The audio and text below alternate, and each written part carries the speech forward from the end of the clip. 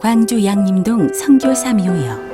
이곳은 하나님의 일꾼으로 소명을 받아 숭고한 희생정신이 살아있는 곳이다. 피부색과 언어가 다르지만 조선인을 위해 목숨까지 바친 고귀한 이름들이 이곳 묘비에 아로새겨져 있다. 이들 가운데 광주시 최초 사회정을 치렀던 선교사가 있었으니 바로 서섭평. 독일계 미국인 출신 간호 선교사였던 서섭평. 평생 독신으로 22년 동안 조선을 섬기며 등불 같은 삶을 보여줬던 그녀의 발자취를 따라가 본다.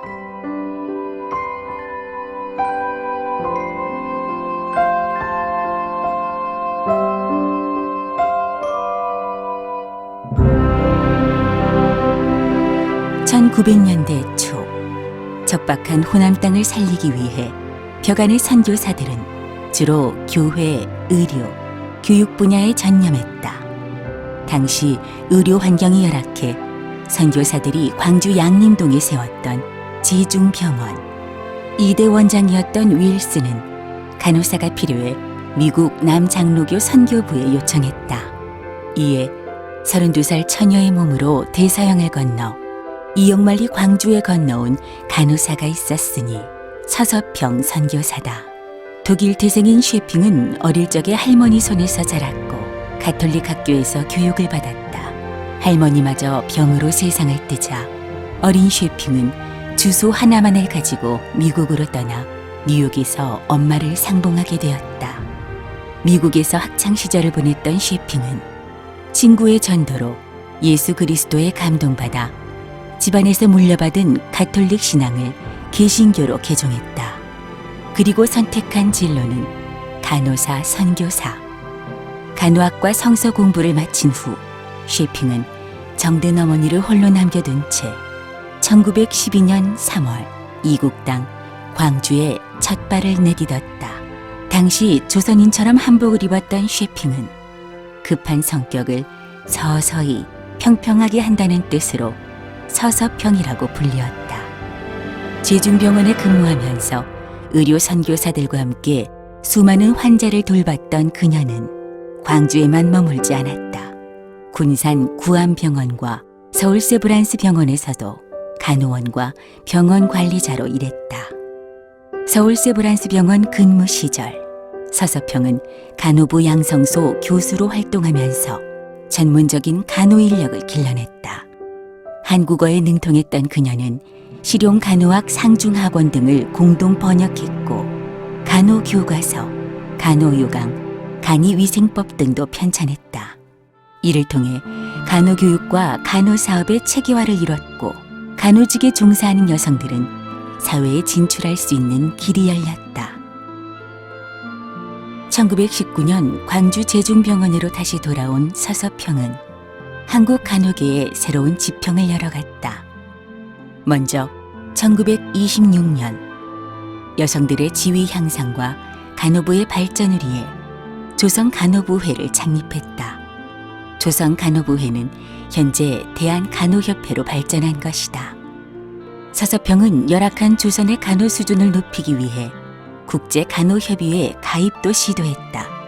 1929년 캐나다 몬트리올에서 열렸던 국제간호협의회. 이금전 이효경과 함께 참석했던 서섭평은 조선간호부회를 국제간호협의회에 가입시키기 위해 가진 노력을 했지만 일본의 방해로 그 꿈은 좌절되었다. 하지만 서섭평이 10여 년 동안 회장으로 이끌어온 조선간호부회는 1949년 국제간호협의회 정회원국이 되었다. 그녀가 세상을 떠난 지 15년 만이었다. 서섭평은 단순히 간호 활동에 머물지 않았다. 남존여비 사상으로 배움의 기회를 잃은 조선의 여성들을 위해 그녀는 자택에서 성경 공부를 가르치기 시작했다. 과부, 창녀 등 많은 여성들이 광주뿐만 아니라 여러 곳에서 몰려와 오웬 기념각으로 자리는 옮겨졌다. 그 후 미국 친구 니일의 후원금으로 양림리 선교사촌 안에 여성들을 중심으로 한 광주 이일 성경학교가 탄생됐다. 이곳은 15세에서 40세까지 여성들이 입학할 수 있었고 성경, 과학, 초등학문을 가르쳐 3년제 정식학교로 인정받았다. 서서평은 불우한 여학생들에게 학비를 벌어 자립할 수 있는 길을 열어줬다.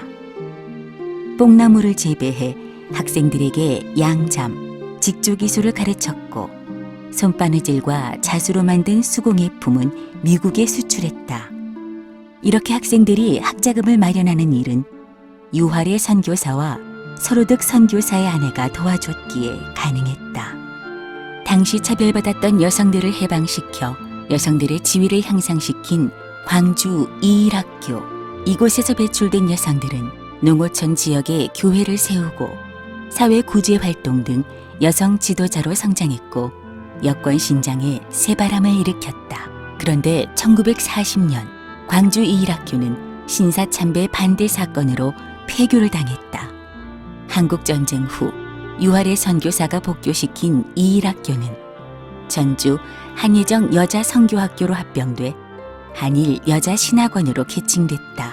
현재 전주 한일장신대학교의 모태가 바로 광주 이일성경학교다.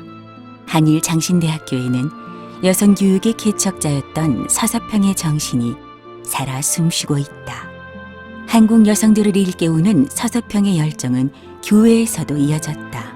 그녀는 1922년 광주 금정교회를 비롯해 모든 교회의 요청에 따라 부인조력회를 창립했다. 물심양면으로 힘을 모아 교회를 돕자는 뜻으로 만든 부인조력회. 그녀는 조랑말을 타고 시골 교회를 돌아다니면서 성경을 가르쳤고 부인조력회 조직의 기틀을 잡기 위해 노력했다. 그 결과 부인조력회를 통해 여성들의 신앙은 성장했고 지역사업, 빈민구제 등 다양한 성과를 올렸다. 전라노회에서 시작했던 부인조력회는 전국연합회 결성으로 확대됐고 오늘날 한국교회 여전도회의 근간이 되었다. 서서평은 어린이 전도에 있어서도 열정이 남달랐다. 1920년대 전국에서 확장 주일학교 운동이 가장 활발했던 광주 지역에서 서서평은 그 중심에 있었다. 광주 주변에 교회가 없는 마을을 돌아다니면서 어린이들에게 성경을 가르쳤고 아동 교육에도 힘썼다. 이를 바탕으로 확장 주일학교는 조직교회로 성장할 수 있는 기초를 다져갔다. 한편 조선인들이 억압받았던 일제강점기, 서서평은 애국정신을 일으키기 위해 금주, 금연, 절제, 공창제도 폐지운동을 펼쳐 조선인들의 의식을 깨워나갔다. 그녀는 이일학교 제자들과 함께 금주가라는 노래까지 만들어 조선이 독립을 이루도록 계몽운동에 앞장섰던 것이다. 배고프고 가난했던 시절, 서서평은 많은 고아들의 어머니가 돼줬다. 처녀의 몸이었지만 10여 명의 고아들을 입양까지 했던 서서평. 그녀는 양자 양녀를 손수 뒷바라지하며 부모 잃은 빈자리를 따뜻한 어머니의 사랑으로 채워줬다. 또한 동갑내기 최응종 목사와 함께 서서평은 소외당했던 한센병 환자들을 돌보았고 그들이 자립할 보금자리 애양원 설립을 위해 일제와 맞서 싸우기도 했다. 간호사, 이일학교, 교회 등 다방면에 뛰어들어 쉼없이 헌신했던 서서평은 그만 만성 풍토병에 걸려 병원 신세를 져야만 했다. 오랜 투병 생활 끝에 1934년 6월 그녀는 54세 나이로 생을 마감했다. 시신마저 의학계의 기증에 생명과 육신까지 조선을 위해 바쳤던 서서평. 조선에서 22년 동안 희생한 서서평 선교사를 위해 광주 유사일에 처음으로 사회장이 치러졌다. 서서평을 어머니라고 울부짖으면서 장례 행렬을 이어갔던 시민들. 이국 땅에서 혈혈단신이었지만 아낌없는 사랑을 보여줬던 고귀한 희생에 그녀의 마지막 가는 길은 외롭지 않았다.